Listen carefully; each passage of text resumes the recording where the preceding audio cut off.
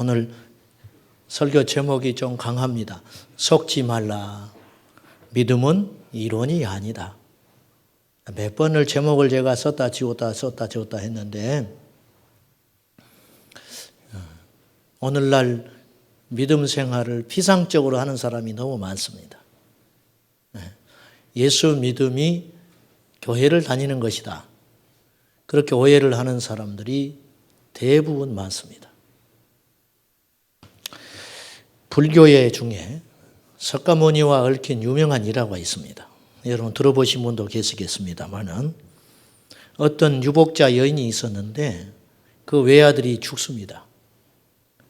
시름시름 앓다가 죽으니 그 어머니가 지옥과 같은 나날을 보내게 됩니다.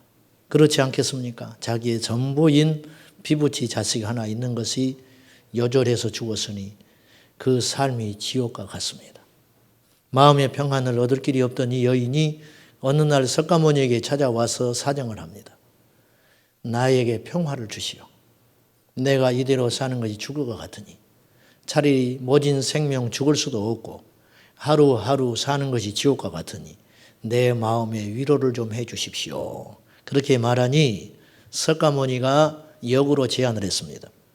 그렇다면은 내가 당신의 문제를 해결해 줄 테니 저 큰 동네에 내려가서 집집마다 다니면서 죽음을 한 번도 경험하지 못한 집에 가서 7집을 찾아서 쌀을 7홉을 찾아오면 내가 당신의 문제를 위로해 드리겠습니다. 이렇게 말했어요.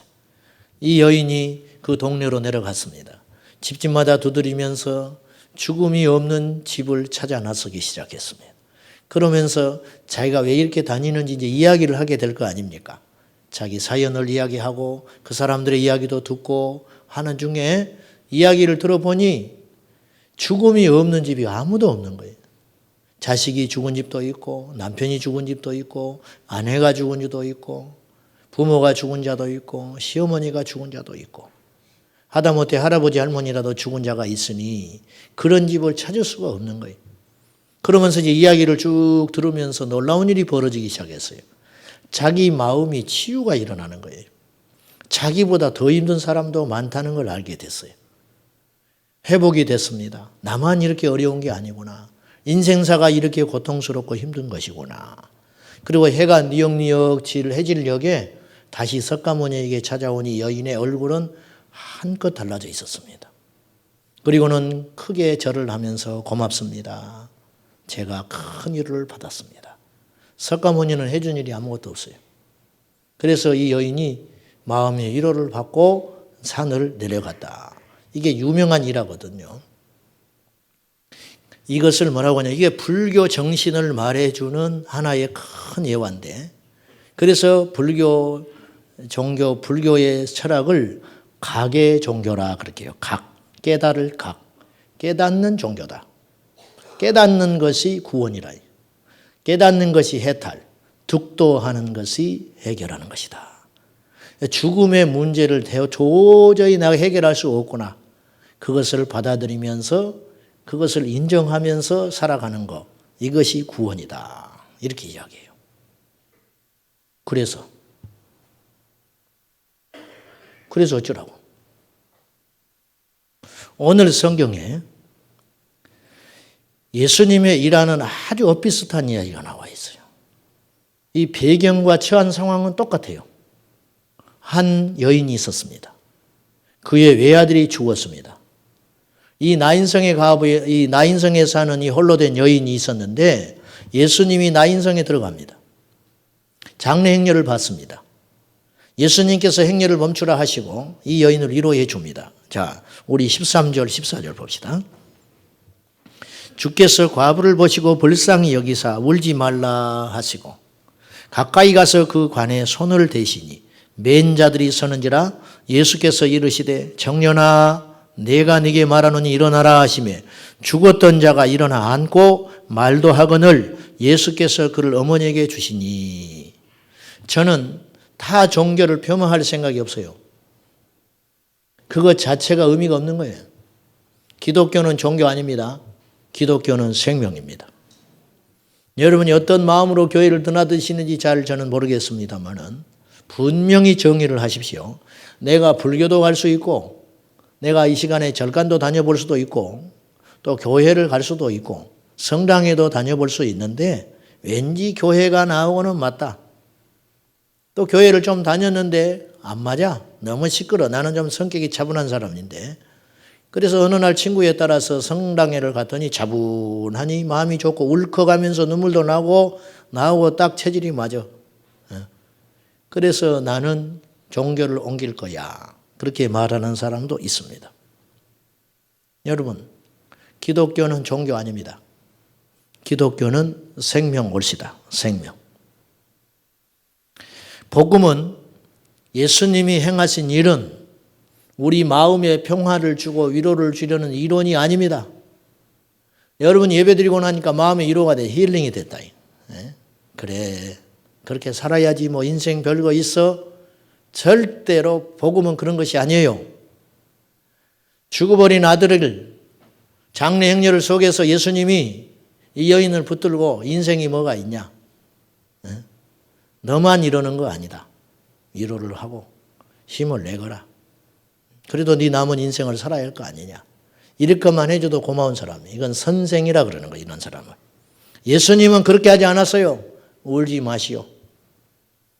내가 명하는 일어나라. 아들을 딱 살려서 그의 품에 안겨줬어요. 이 땅이 천국이고 이 땅이 지옥이라고 생각하는 사람이 있어요. 부부싸움 되게 하면 지옥 같거든요. 가정이. 이게 사는 게 뭐냐? 지옥이지 이게 뭐냐? 절대로 그거 지옥 아니에요. 이 땅이 너무 좋은 곳 가면 천국 같다. 천국 아니에요. 우리가 퇴근하면 집에 가서 씻고 밥을 먹고 애들 재롱 보면서 기뻐하면서 또 뭐 돈 걱정 있으면 또 염려하면서 또 부부간에 투닥거리고 뭐 이렇게 하면서 며칠 또 말 안 하고 있다가 또 그냥 뭐 있나 그러고 다시 화해하고 이게 삶이잖아요. 삶. 천국도 그렇습니다. 퇴근하면 집에 가서 기다리고 있는 현실이 있잖아요. 그렇듯이 하나님의 나라도 우리 앞에 닥칠 현실이고 기다리고 있어요. 이게 복음이요. 기독교는 절대 이론 아니에요. 기도는 실제입니다. 기독교는 실제라는 거죠. 예수님께서 십자가에서 죽으신 사건은 예수님의 영만 와서 죽은 사건이 아니고 영지주의입니다. 이단입니다. 예수님의 영만 와서 죽은 게 아니고 실제적인 육체를 입고 오셔서 배고파하셨고 아파하셨고 슬퍼하셨고 때로는 변하지 않는 인생들에 향하여 끊임없이 좌절하셨던 그 주님께서 우리를 위해서 나를 위해서 이미 2000년 전에 십자가에서 살을 찢기시고 창에 허리 맞아서 물과 피를 쏟으신 실제적인 사건이라는 거죠. 그것을 믿는 것이 믿음이다. 그것을 믿는 것이 믿음이다. 김진홍 목사님 잘 아시죠? 그 목사님이 젊은 날에 굉장히 방황을 많이 했다고 그래요. 이분이 풀어지지 않는 인생의 비밀을 알고 싶었어요. 인생이 뭐냐? 인생이 뭐냐? 그래서 이분이 철학가를 갔습니다. 철학가를 가지고 첫 시간에 강의 시간에 손을 들고 질문을 했어요. 교수님한테 인생이 뭡니까? 답을 못 해버렸어요. 선생님이 인생에 대해서 뚜렷이 답을 못해. 이렇게 저렇게 이야기하는데 시원치가 않아. 그래서 이분이 당돌하게도 철학도 1학년짜리가 전국에 있는 유명한 대학교 철학 교수들한테 편지를 보냈어요. 인생이 뭔지 좀 가르쳐 주시오. 답이 안 왔어요. 2통 왔대, 2통. 수십 통을 보냈는데 답을 보낸 사람이 2명 있었는데 그것도 답이 시원치가 않아요. 네가 아직 어려서 그러니 계속 공부를 하다 보면 언젠가는 깨닫게 될 것이다. 뭐 이런 거였어요. 뭐 이런 종류지 답을 속 시원하게 해주질 않아요. 그래서 방학 때 머리를 깎고 사찰에 들어갑니다. 거기 가서 스님하고 이야기를 해도 안 모르겠어. 인생에 대해서 도무지 깨달아 알 수 있는 게 없어요. 그 긴 세월 젊은 날 방황하다가 이분이 예수님을 만났죠. 그리고는 답을 찾았어요. 이분이 청계천에 가서 복음 전하잖아요. 넉마주의들하고 함께 살면서 할빈교회 만들어 놓고 교회 개척해서 거기서 목회하는 중에 이분이 이런 일이 있었어요. 어느 날 병 걸려서 병원에 가지도 못하는 빈민 급빈자가 있었는데 이 여인을 안고 등에다 업고 사방에 병원에 고쳐주려고 병원 가니까 하는 말이 당신 누구냐? 사인해라 보호자. 그 병원비 있냐? 없다. 옛날에는 더 복지가 안 됐기 때문에 병원비가 없다고 하니까 문전박대하는 거예요. 다른 병원에 가시오. 이곳에 가도 마찬가지 저곳에 가도 마찬가지 서너 군데를 이 여인을 들고 뛰고 가다가 어느 날 고가에 올라가다가 이 여인이 푹 힘이 쭉 빠져버리는 거예요. 무거워 죽었는데 힘 좀 쓰시오. 힘 좀 써. 소리를 질러대면서 이 사람도 사람이잖아. 목사님도. 당신 이렇게 도와주려고 그러는데 이러면 되겠냐고. 힘 좀 쓰라고. 힘 좀 써. 한참을 가다가 보니까 이 여인이 심상치가 않아. 툭 내려보니까 죽어버렸어요. 축 처져서 목사님 등에서 죽어버렸어요. 이 여인이. 통곡을 합니다. 하나님 살아계시면 이럴 수 있어? 이 여인이 무슨 죄가 있어? 있는 자들은 배가 터지도록 먹고 살고 하나님 계시면 말 좀 해보시오. 김진호 목사님 고가다를 위해서 소리소리 질렀다. 어째서 이렇습니까? 이 여인이 무엇이 잘못 있어? 가난하다는 것밖에 무슨 죄가 있습니까? 왜 안 살려주고 죽입니까? 나 못해 먹겠어. 그때 목사님의 귓전에 소리가 들려왔대요. 종아, 깜짝 놀라버려. 네 등판에서 죽은 이 여자가 나다. 내가 너를 위해서 죽었다. 깜짝 놀라 회개했어요. 그렇군요, 주님. 주님이 나를 위해서 이렇게 비참하게 죽으셨구나. 이분이 넝마주의하고 어울리고 다니고 하니까 빨갱이로 몰려가지고 감옥에 갔습니다. 데모하고 막 그러니까 감옥에 집어넣었어요. 사상범으로 감옥에 추운 겨울날 잡혀가가지고 혼자 독방 쓰고 있는데 이불 얇은 거 한 장 던져주고 사람 취급도 않고 감옥살이 하는데 옛날에는 뭐 인권이 어디가 있어요. 박정희 대통령 시절 때 새창살에 눈보라가 치고 들어오는데 살 수가 없어. 추웠어. 손발이 얼어붙어서 동상이 돼가지고 손이 터져나가는데 죽을 것 같은 거예요. 하나님께 기도했어요. 나 좀 살려주시오. 나 좀 살려주시오. 내가 갑자기 성경을 봐야겠다는 생각이 들더라는 거예요. 그 감옥에는 다 성경이 하나씩 있으니까 성경을 보면서 불을 찾았다는 거예요. 너무 추우니까 불을 찾았어요. 불. 성경에 나온 불의 이야기를 찾았어요. 아브라함이 이삭을 바칠 때 번제단에 불 지피고 호렙산 떨기나무에 불타는 불을 보고 갈멜산에서 엘리야가 바알과 아세라 선지자들과 대결할 때 하늘에서 불을 내리고 오순절 마가다락방에 성령의 불이 임하고 불만 찾아서 계속 읽고 기도하면서 읽는 중에 갑자기 이상한 일이 벌어졌어요. 자기 앉아있는 감옥의 방바닥이 따뜻해지기 시작하는 거예요. 벽을 만지니까 뜨끈뜨끈해. 바닥을 만져도 뜨끈뜨끈해. 자기가 미친 줄 알았다는 거예요. 내가 미쳤구나. 내가 너무 고통스러우니까 이게 비몽사몽간에 내가 미쳤구나. 이 감옥이 따뜻해질 리가 있어요. 염동설 안에. 아무리 만져도 뜨끈뜨끈하고 온돌방에 내가 앉아있는 것 같아. 성령이 오신 거예요. 그날 저녁에. 통곡하고 회개하고 주님, 내가 주님을 위해 살겠습니다. 근데요, 그 사건이 있는 그 다음날 손발에 동상이 다 나서 버렸어요. 이분의 인생을 결정짓는 중요한 사건이 그때 일어났어요. 이분은 사람들에게 빵을 주고 떡을 주면 변할 줄 알았다는 거예요.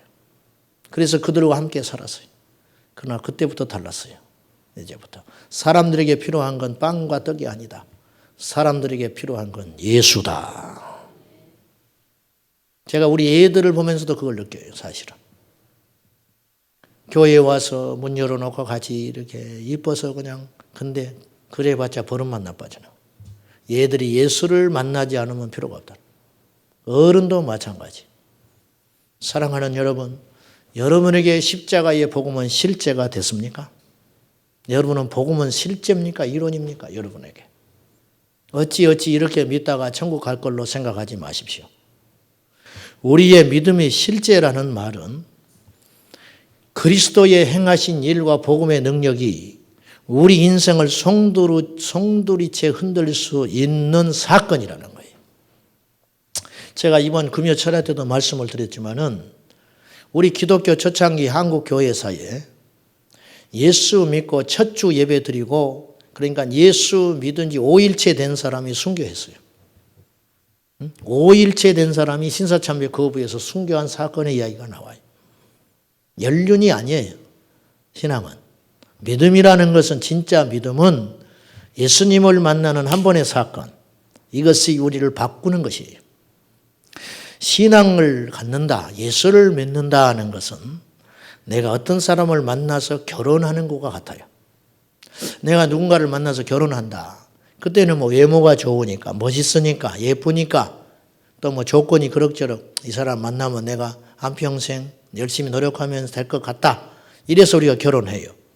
근데 그때 우리가 철없이 그런 결정들을 하고 결혼을 했는데 살다 보면은 결혼이 그렇게 결코 단순하지 않다는 걸 알게 돼요.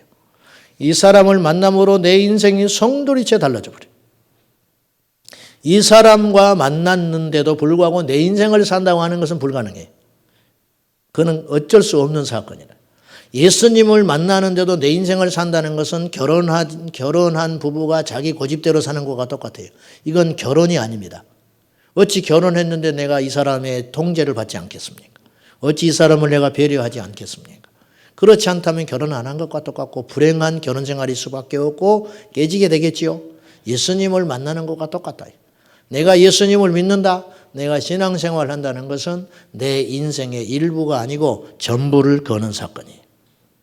그런데 오늘날 많은 사람들이 세상의 90%의 어떤 마음을 두고 주님을 한 10% 정도 곁다리다 두고 살아가는 거예요.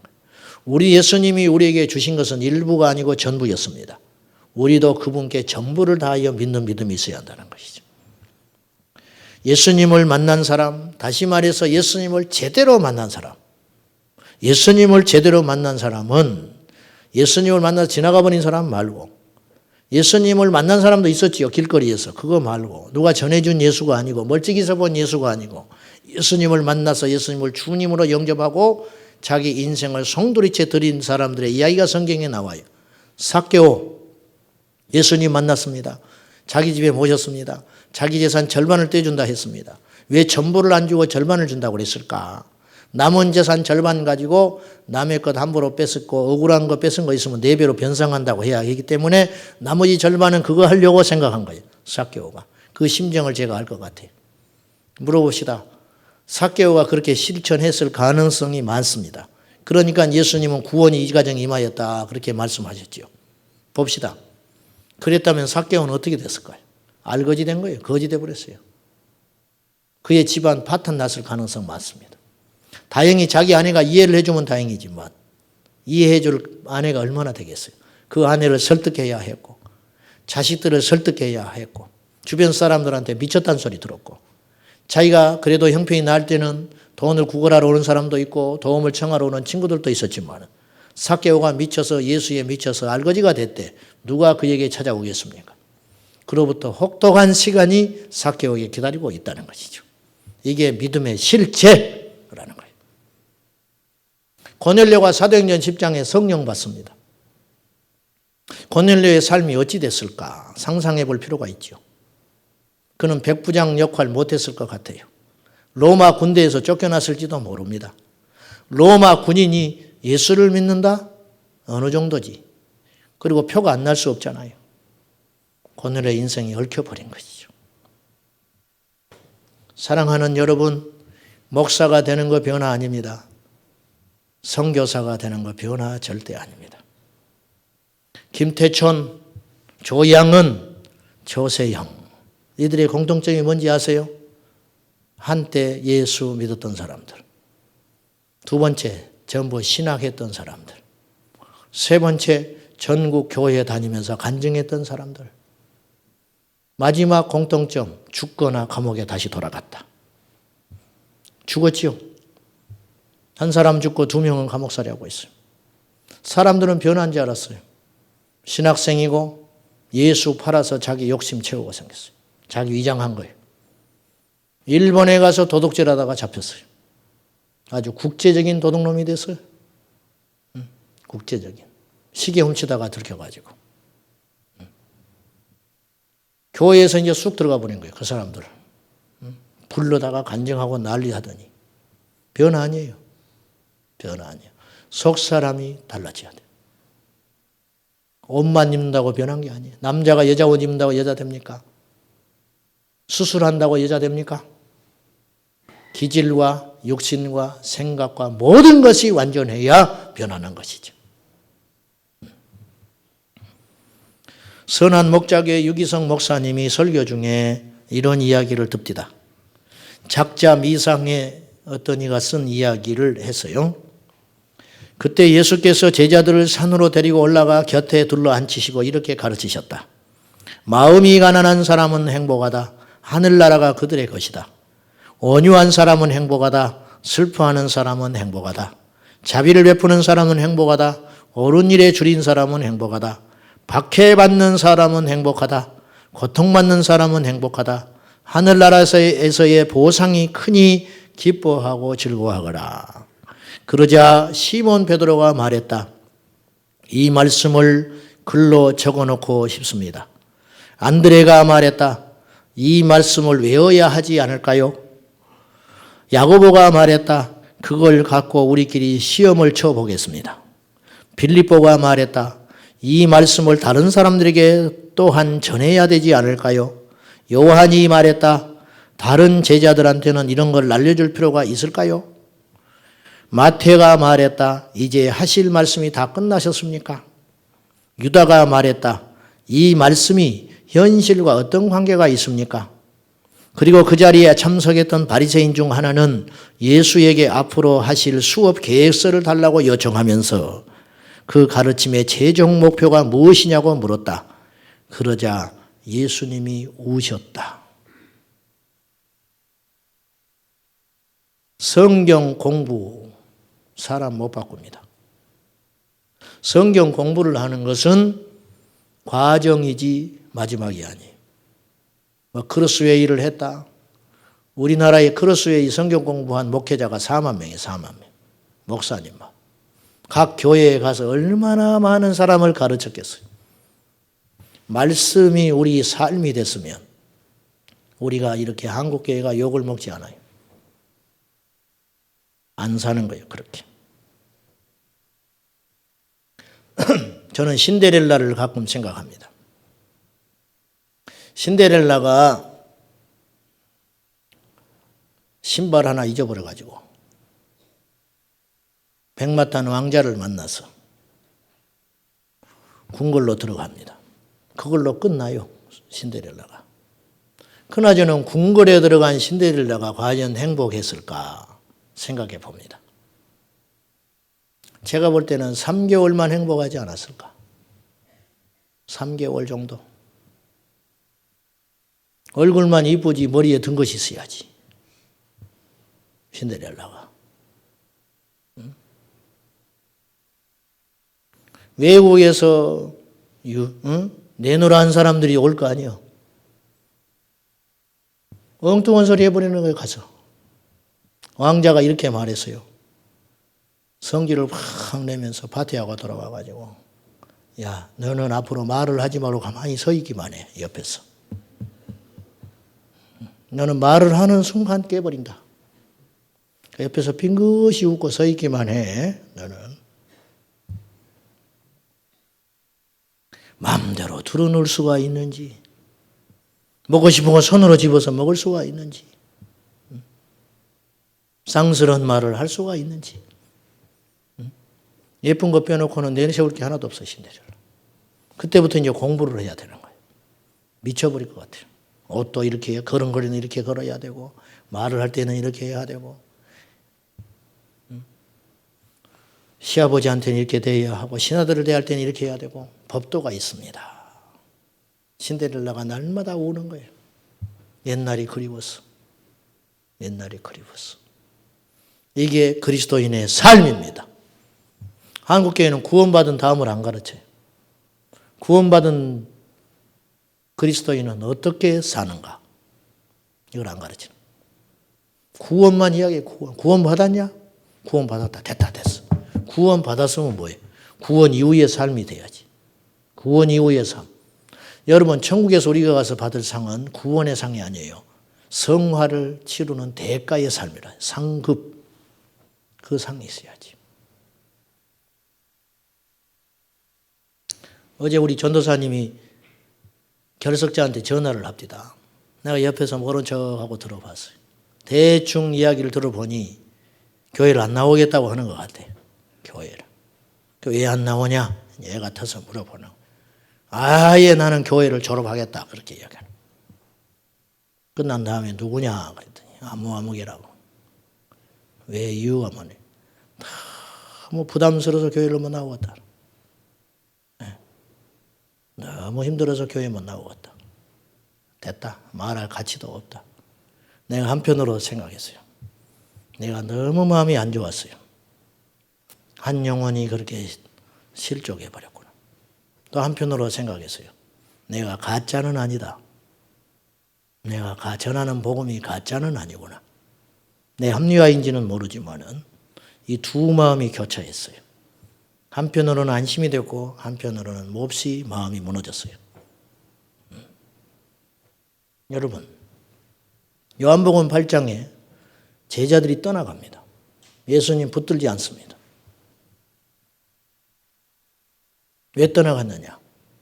예수님이 변질돼서 떠난 게 아니에요. 못 견디는 거죠. 받아들이지를 못하는 거예요.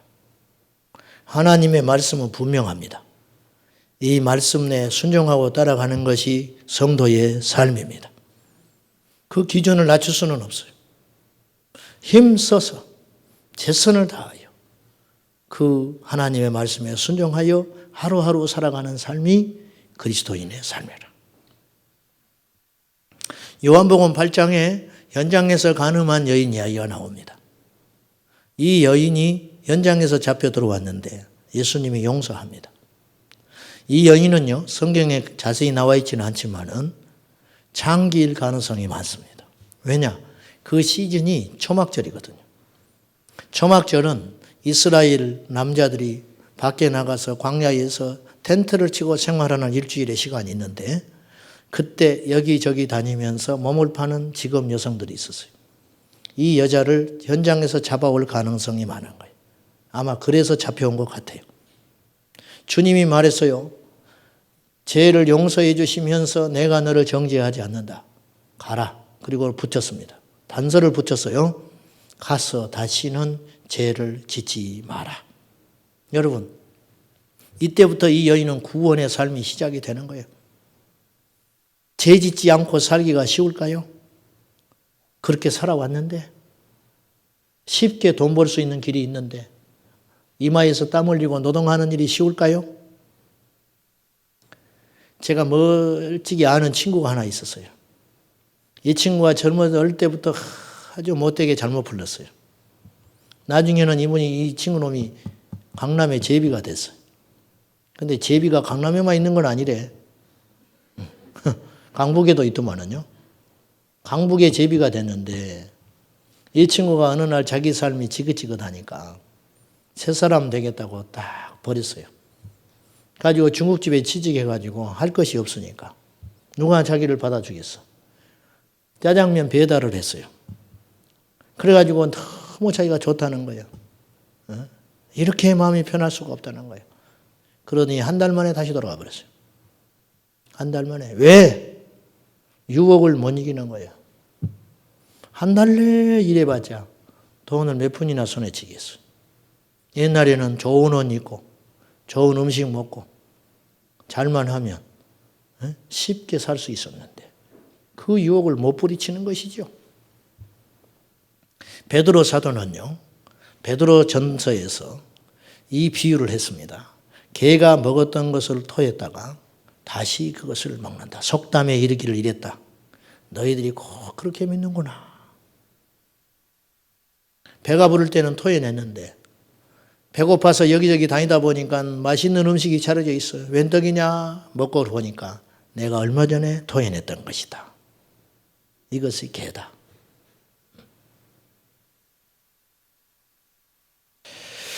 왜 우리의 믿음은 실제가 되지 않는가? 믿으면 실제가 돼야 된다는 거예요. 그래야 능력이 나타나는 것이. 우리가 가는 곳에 주님이 동행하시고 천군 천사가 함께하고 악한 영이 떠나가고 우리가 가는 곳에 이런 영적 권위와 위엄이 있어야 되는데 왜 예수 믿는 사람이 그런 영역을 얻지를 못하느냐? 믿음이 실제가 안 돼서 그렇다. 왜 안 변하느냐? 왜 그대로 있느냐? 진짜 회개한 적이 없기 때문에 그래요. 성경에는요, 예수님을 믿으면 구원받는다고 있어요. 아멘입니까? 예수 믿으면 구원 받습니다. 근데 이 믿는다 할 때 전제가 무엇이냐면 회개를 전제로 합니다. 마가복음 1장 15절에 회개하고 복음을 믿어라. 여러분, 우리가 집에 갑니다. 요새 더우니까 온몸에 땀이 젖어서 집에 갑니다. 새 옷을 갈아입어야 되기 전에 반드시 씻어야 합니다. 씻어야 새 옷을 입을 수 있습니다. 회개해야 구원받습니다. 믿음이라는 것은 회개해야 믿을 수 있습니다. 회개 없이 믿는다? 그 믿음은 거짓입니다. 사도행전 2장 3장에 베드로의 설교 2편이 등장을 하는데 이 초대교회의 가장 중요한 설교 2편, 이 설교를 듣고 사람들이 3,000명, 5,000명이 주님께로 돌아오거든요. 베드로의 한 편의 설교를 통해서. 베드로가 사도행전 2장 37절과 38절에 보면은 베드로가 사람들을 모아놓고 이렇게 설교합니다. 사람들아, 너희가 십자가에 못 박아 죽인 그 예수는 다시 부활하셔서 살아나셔서 하나님이 되셨느니라. 그러니까 자기가 하나님을 죽인 게 됐잖아요. 이 유대인들이 가슴에 마음에 찔려가지고 성경에 보면 마음에 찔려서 어찌할꼬 그렇게 이야기해요. 우리가 어떻게 하면 좋겠냐? 그때 베드로가 분명히 이야기합니다. 믿어라 말하지 않아요. 회개하고 예수님의 이름으로 세례를 받으라. 그리하면 성령의 선물을 받으리라. 회개하고 예수님의 이름으로 세례를 받으라. 그래야 너희들이 성령의 선물을 받는다. 사도행전 3장 19절에서 베드로는 안진병이 일으킨 사건으로 말미암아 모여든 사람들에게 설교를 하면서 이렇게 설교합니다. 너희가 회개하고 돌이켜 너희 죄 없이 함을 받으라. 이같이 하면 새롭게 되는 날이 주 앞으로부터 이를 것이라. 너희가 회개하고 돌이켜 너희가 죄 없이 함을 받으라. 그리하면 새롭게 되는 날이 온다. 구원받는 날이 온다. 하나님 나라의 새로운 피조물이 된다. 회개하고 돌이켜 죄 없이 함을 받으라. 할렐루야. 이게 회개라. 회개는 뉘우치는 것 아니에요. 회개는 깨닫는 거 아닙니다. 회개는 우는 것이 아니에요. 회개는 그 죄된 길에서 유턴해서 돌아오는 것이에요. 1907년 정월 길선주 장로님이 장대영 교회에서 1,500명을 모아놓고 설교를 하고 있었습니다. 1,500명이 모여서 설교를 외쳤는데 냉랭해요. 성령의 역사가 안 일어나요. 길선주 장로님이 너무너무 괴로워합니다. 주여 어찌된 노릇입니까? 주님 역사해 주십시오. 그때 성령께서 길선주 장로님을 강타했어요. 갑자기 1,500명의 청중이 모였는데 그 존경받는 어르신 길선주 장로님이 갑자기 이런 고백을 하기 시작했어요. 나는 아간과 같은 놈이요. 나는 쳐 죽어 마땅한 놈이요. 사람들이 깜짝 놀래. 설교를 하다가 갑자기 자기가 아간과 같은 도둑놈이라고 엉엉 울면서 죄를 도설하기 시작했어요. 사연인 즉슨 자기 친한 친구가 얼마 전에 죽었는데 그 아내가 무식자라. 아무것도 몰라. 친구야, 내가 이대로 죽으면 내 재산 다 없어지게 생겼다. 그러니 내 아들이 클 때까지 재산을 좀 잘 맡아주고 내 아내는 도저히 무식자라 이 재산을 유지할 수 없으니 내 아들이 천리거든 그때 돌려주고. 알았네. 100원을 훔쳤어요. 그 남겨놓은 재산에서 100원을 착복해서 썼다. 내가 그런 죄인이라 엉엉 울었어요. 그 소리를 듣고 사람들이 다 통곡을 했습니다. 그때 성령의 역사가 일어났는데 주중에 한 분은 일어나더니 앞에 나와서 엉엉 울면서 이렇게 고백했어요. 나는 더 나쁜 놈입니다. 나는 몰래 첩살이 하고 있는 놈, 첩을 두고 사는 놈이요. 그 아내가 와서 앉아 있는데 가서 무릎을 꿇고 나를 용서해 주소, 나를 용서해 주소. 가히 볼 수가 없는 장면들이 곳곳에 일어났다. 어떤 여인은 일어나서 나는 간음한 여인입니다. 나는 간음한 여인이니 나는 죽어 마땅하고 자기 남편이 옆에 있는데 용서해 주오 용서해 주오. 새벽 2시까지 회개와 자복의 역사가 일어난다. 이 성령의 불이 떨어져서 1907년 대부흥운동이 시작되기 시작했다는 거예요. 부흥은 회개와 함께 일어납니다. 여러분, 믿음은 이론이 아니요, 믿음은 실제가 되어야 합니다.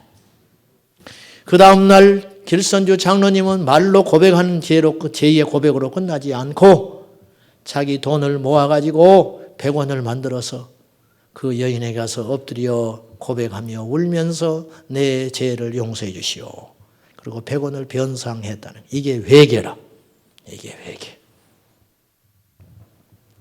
믿음은 실제 상황입니다. 버리는 것입니다. 선회를 감수하는 것입니다. 죽을 것 같지만 용서해 주는 것입니다. 희생하는 것입니다. 이론은 믿음이 아니오시다. 야고보서 2장 22절에 네가 보거니와 믿음이 그의 행함과 함께 일하고 행함으로 믿음이 온전하게 되느니라. 행함으로 믿음이 온전하게 되느니라. 기도하십시다. 하나님 아버지, 억만 죄를 지은 우리 인생들, 우리에게 성령님 오셔서 불쌍히 여겨주시사 예수의 피로 거듭나 주님 앞에 구원받은 자가 되었다면 이제는 그 믿음이, 복음이, 십자가의 능력이 우리의 실제 되게 하여 주옵소서. 회개의 영을 부어주시옵소서. 우리 교회에 회개의 영을 부어주셔서 죄를 버리는 일이 날마다 일어나게 하시고 새로운 피조물 되는 일이 날마다 매일마다 일어나게 하여 주시옵소서. 이전부터 다시 한번 말씀으로 돌아갑니다.